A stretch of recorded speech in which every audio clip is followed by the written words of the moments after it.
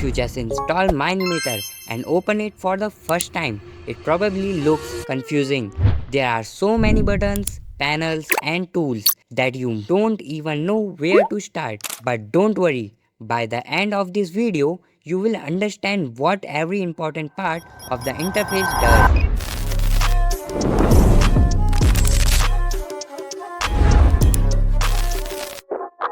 Welcome back to Minimeter beginner course. In the previous episode, we installed Minimeter. Today, we are going to explore the entire interface. Don't try to memorize everything. Just focus on understanding what each section is used for. Once you know that, learning animation becomes much easier. Let's begin. So when you open Minimeter, the first thing you will see is the start screen. To begin, click new project, and if you want to give name this project, so give it, and I give his name is tutorial, and leave the other setting as default for now. Just click right create project. Now you are inside the main workspace. The biggest area in the middle is called the viewport. This is where you will build your entire animation. Every character, every block, every camera, everything appears right here. Think of this as your animation world. Whenever you move an object, you will see the result inside the viewport. At the bottom, you will find a timeline. This is one of the most important part of Minimeter. Animation are created using keyframes. Every movement you make is sorted on the timeline. We learn keyframe in detail later. For now, just remember no timeline, no animation. Now, let's look at the library here.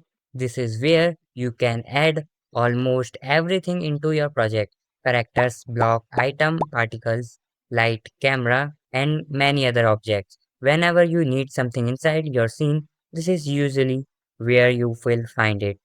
I create a character by workspace. This is your workspace.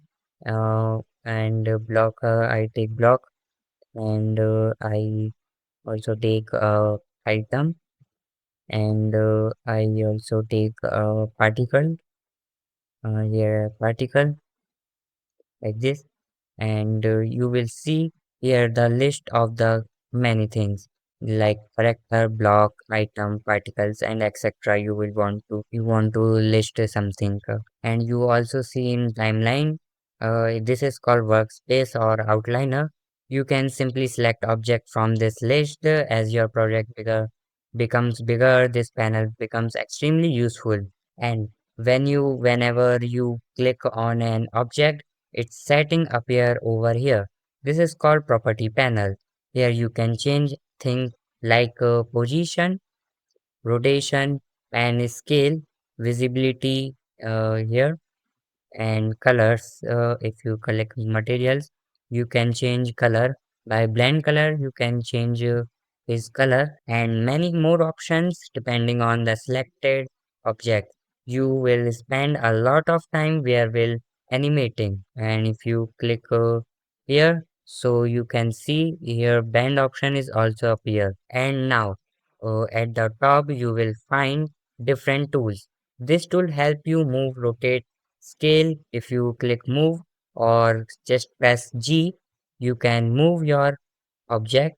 And if you rotate, so you can click on rotate or just click R, so you can rotate your object. And scale, if you click S, so you can scale your object like this. And bend, you want to bend your arm and legs, you can do it. Don't worry about learning everything button. Today we will naturally use them throughout this series. Moving around the scene is very important. Use your mouse and keyboard to navigate inside the viewport. If you just click right and click W, so you can forward. If you click S, so go backward. And if you click A and you go right and left, A and D. If you click E, so you go up. If you click Q, so you go down. Practice moving the camera from different angle, the better you can control. the easier animation becomes. Spend a few minutes getting comfortable with these controls. It will save you a lot of time later. And here is the edit option where you can undo your character and your work and also redo. If you select all, you can also navigate all the character and blocks by one click. And here is the shortcut keyboard, control plus A. And if you want to duplicate timeline, so you can duplicate this all. And also you can delete timeline, so you can delete delete it and hide timeline. If you just select a character and click on hide timeline, so character does not visible or hide. If you want to show hidden, so here he is visible. And go to the preference. You can go to program mode. Here the simple mode. If you want to animate your character, here the simple mode of the Minimator. And if you go to advanced, my advanced feature is open. If you beginner, so your advanced mode is not open yet. But in the next video, I tell you how to you open your advanced feature with free. And if you want to change your interface like light mode, dark mode and extra darker, so you can hear the appearance is the here.